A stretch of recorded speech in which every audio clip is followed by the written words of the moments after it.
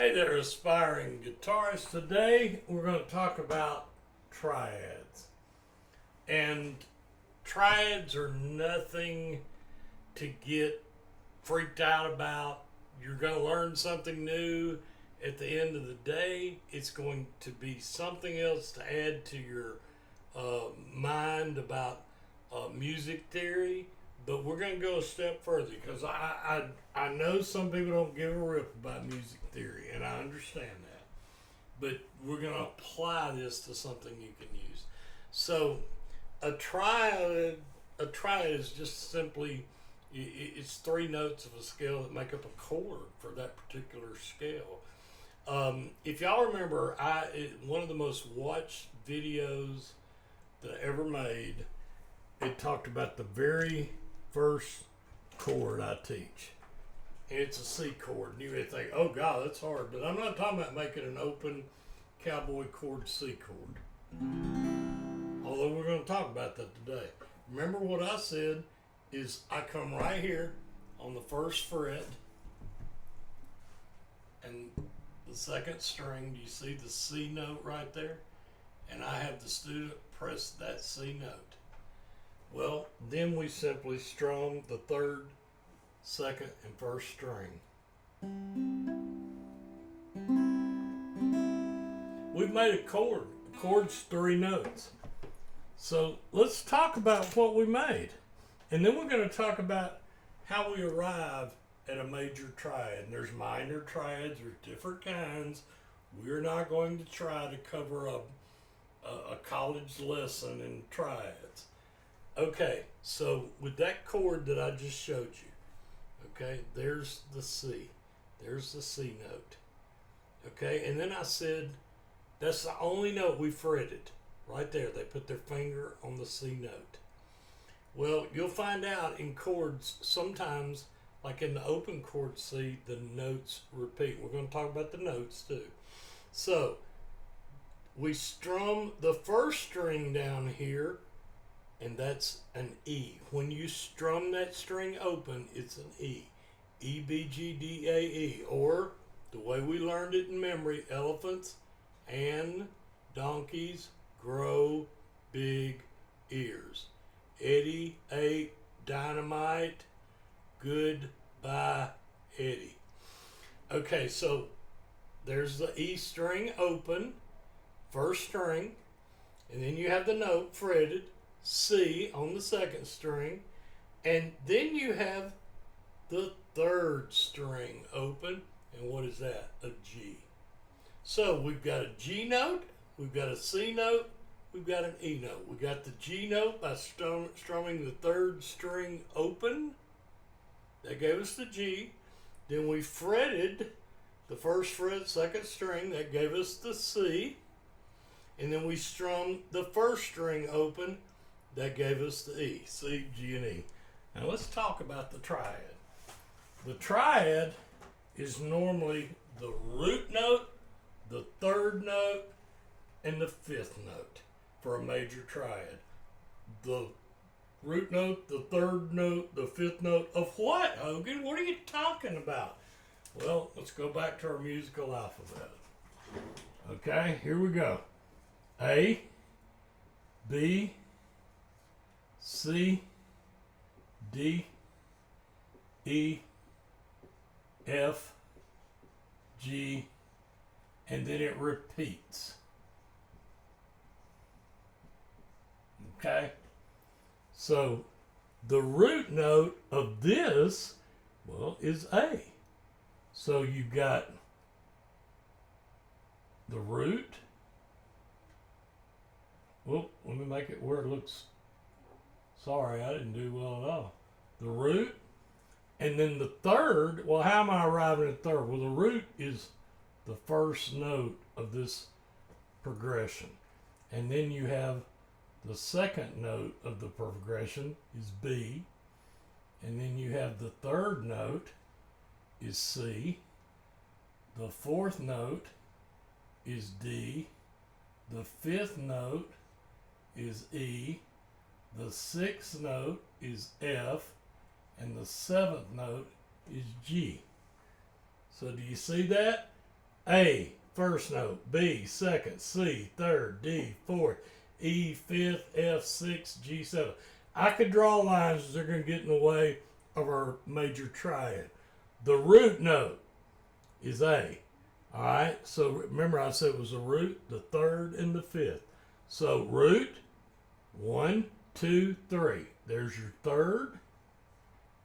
4, 5. There's your fifth. So here's your formula for the major triad in this incident. The root, the third, and the fifth. So let's go back to the C we just talked about. So we're just going to draw A, B, C, D, E, F, G again, but we're going to start with C. And I'm going to line it up with the A, B, C. So here we go. We'll put a C right here. C, coming down from the B, D, coming down, E, coming down, F, coming down, G, coming down, A, coming down, B. And then, of course, the musical alphabet would simply repeat. And that's important, too, that we get repeat again here. Sorry about the reflection. Because, like, with an open chord C, where you're starting at the 6th string and playing all 6 strings, you're going to find out that some of these notes repeat. And sometimes the note that repeats will be an octave of the other note. An octave apart, different tone, different pitch. You know, we've talked about octaves before. We've talked about if I hit the open E string, remember this is up here, elephants and donkeys again.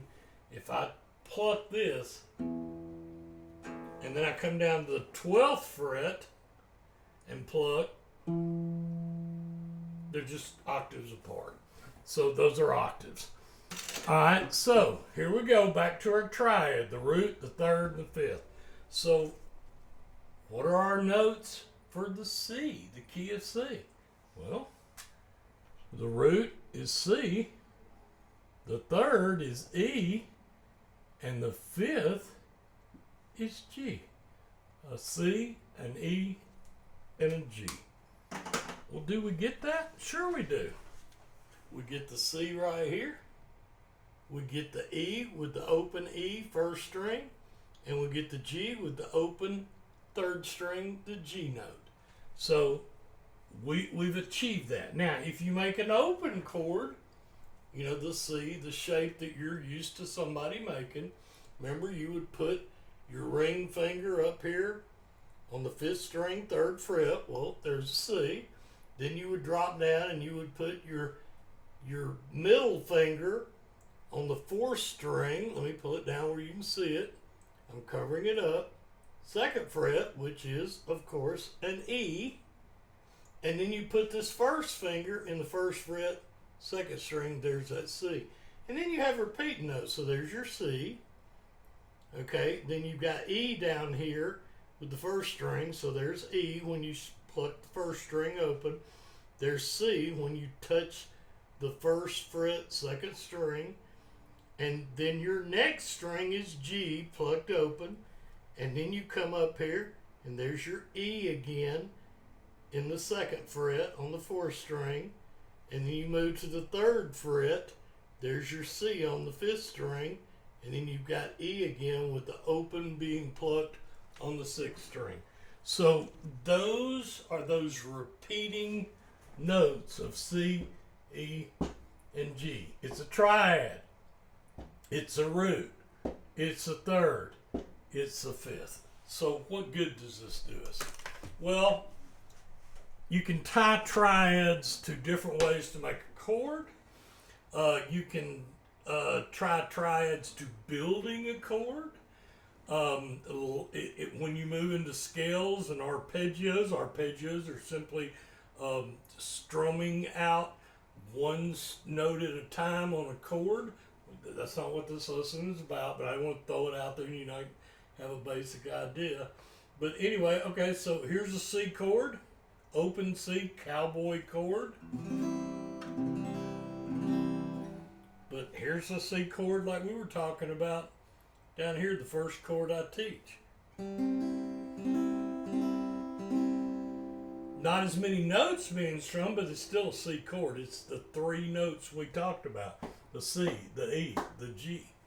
Okay, so if I make an open cowboy chord C here, I can also make a C down here on the 8th fret, basically with the partial F chord shape. Remember, an F would be barring the first and second, adding your middle finger to the third, and then adding your ring finger to the fourth. But if we take away the ring finger, that's an F as well. Now, why did we ask y'all to learn E, F, G, A, B, C, D, E? Why did we ask y'all to learn that? Well, you get a 2 for it. If you learn that on the low E string, the 6th string, remember, the high E string, the 1st string, is the same thing. That's an E down here on the 1st. That's an E up here on the 6th. Alright, that's an F note on the 1st fret. That's an F note up here on the 1st fret. They're just different pitches. They're apart. But you're getting a 2 for 1. So, if I can make an F triad here with 3 strings, then I can slide 2 frets and get a G, slide 2 more, get an A on the 5th fret, slide 2 more on the 7th, get a B. I don't slide but 1 fret now because B to C is that natural half step, just like E to F is. So if I come to the 8th fret, there's C. So if I wanted to do one of the popular chord progressions is a 1, 4, 5 chord progression. For a lot of pop and rock, there's other chord progressions. There's 1, 4, 6, 5. There's jazz. There's blues. But we're talking about a 1, 4, 5. Well, what do I mean by a 1, 4, 5?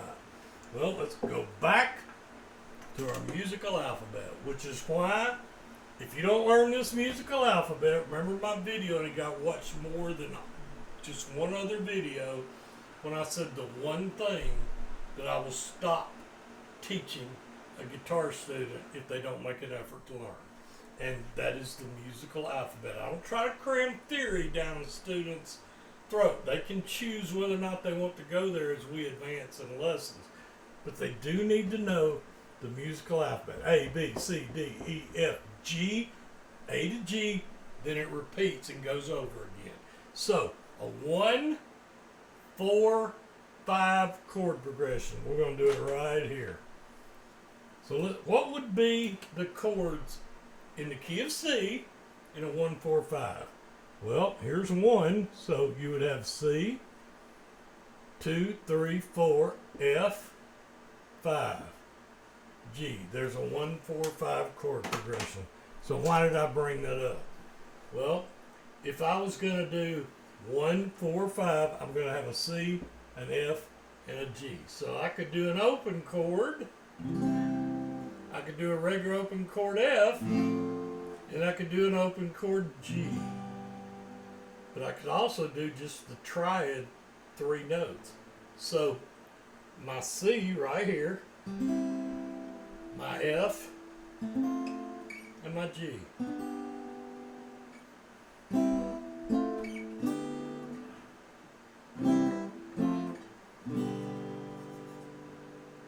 Now once you get into bar chords, remember, this builds. We learn a little more each time.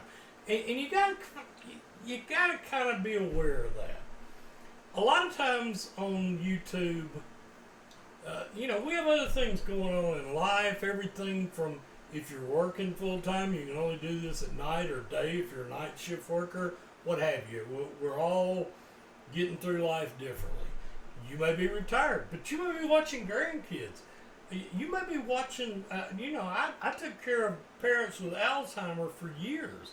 You may have any number of things that keep you from sitting down and going through a guitar lesson online, a lot of times paid for, that maps out a step-by-step like they do in a university where one lesson builds upon the next.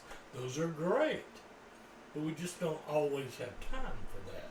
So I bring this up so you know that you may get piecemeal, and I don't say that in a bad way. You may get piecemeal light bulb ideas with your guitar journey. That if you're watching Justin Guitar, he does a great lesson, but there's something at the beginning you go, well, you mentioned triads, and I don't even know what a triad is. Well, now you know. It's a chord with 3 notes, and they're typically made up of the root, the third, the fifth. And I'm not knocking Justin Guitar. Justin, he goes through that at different points in different lessons. And you know what? You may go, well, Hogan, that helped a little bit, but I still don't quite get it. Well, I told you, I'm not here to reinvent the wheel. So maybe between my little bit here that helped you learn something and see, well, okay, now I kind of see why, well, okay, when I make a bar chord, F, G, A, B, C, D, E. That's going to help me learn to get up and down the neck. Well, maybe Ricky Comiskey's YouTube channel and one of his lessons will help the light bulb to go off with that. Or maybe Den Lopez with Learning Guitar Secrets. And these are people I highly recommend. So, it's great if you can go through a step-by-step lesson, but sometimes we don't have the time to. So just know, and don't let people ruin your guitar journey. I mean, somebody can pick my little tips. Remember, I'm hesitant to call what I do a lesson because I'm not your guitar instructor, but I'm trying to help you with your guitar instructors, be that various YouTube channels, a dedicated instructor, what have you. So I'm trying to help you turn on a light bulb when you can, or not be frustrated. And sometimes, many of us, we're having to learn piecemeal. Some of us are retired and we played a little guitar back in high school. Then we had to deal with life, and now we're retired. We got a little more time. We want to teach granddaughters, grandsons. We want to play with friends. Heck, we want to go to a coffee bar and be a singer-songwriter. It's your guitar journey. So don't knock learning little bits and pieces of something. Just always remember that if someone attacks somebody that helped you learn something, yeah, but they didn't tell you about it. No, they didn't. But that'll come later. You got a little more knowledge. It's like hiking. When I was in high school and played football, on my own, I would occasionally run with the high school coaches a half marathon. Now, you're talking about 13 plus miles. So, but I did that on my own. That was intense. And I lived in an area of Birmingham called Inslee Highlands. And it was hills. That's what we were running, hills. So, it was endurance. Birmingham's at the foothill of the Appalachians, which is nothing like North Carolina and New York as you travel on up the Appalachian Mountains. So I ain't got nothing over anybody. I'm just trying to make the point that there was sometimes when I ran hard, but I was younger. And I also lived 2 blocks from Inslee Park. That was a stroll. Just a leisurely stroll to walk over to the park after school or on the weekend, meet my friends, play a little ping pong, shoot some hoops. Different types of doing the same things. A hard out run, a leisurely walk. An introduction to some nomenclature terms about the guitar, or deep theory. You may not ever want deep theory. Like we've said many times, you may just want to know a few chords and move on. Absolutely. It's your guitar journey. So I hope this helps some. Remember, it's triads. It's a chord, 3 notes. What are they? The root, the third, the fifth. Sometimes you'll hear people talk about the perfect fifth. That we're not going there today. But it's waiting for you. Where you learn about a perfect fifth. There's always more to learn. We had some videos about the circle of fifths where we talked about, we took the chord wheel, and you find the key, and then on each side is the major chord. If you've got a C, you're going to get an F and a G, but then what may pop up in your mind is, okay, but why is it called fifths? Where did fifths come from? Well, that's a lesson too. The chord wheel goes around in a circle, and it's done in intervals of fifths. So moving from C, D, E, F, G. So that's why you'll see that it moves around in a circle in fifths. Something else to learn. Sometimes YouTube instructors cover something, and for the sake of speed or to keep up, they don't always cover the basic element of what they said. So just know that, because if you're hung up, it's easy to do. If somebody talks about, okay, we're going to take our triads and go to so and so, and you're like, wait, what's a triad? That's why I've always encouraged you, define guitar triad, and then look at several of the results. But if you use the word define, your first answer will be an overview. It'll often help. It can confuse, but it doesn't always. You're increasing that knowledge a little bit at a time. So, we now know what a triad is. We know how they're used to make chords. We know that some of the notes repeat. And we know a few things, and I hope it helps your guitar journey, because I hope always your guitar journey is blessed. And hey, most of all, happy picking.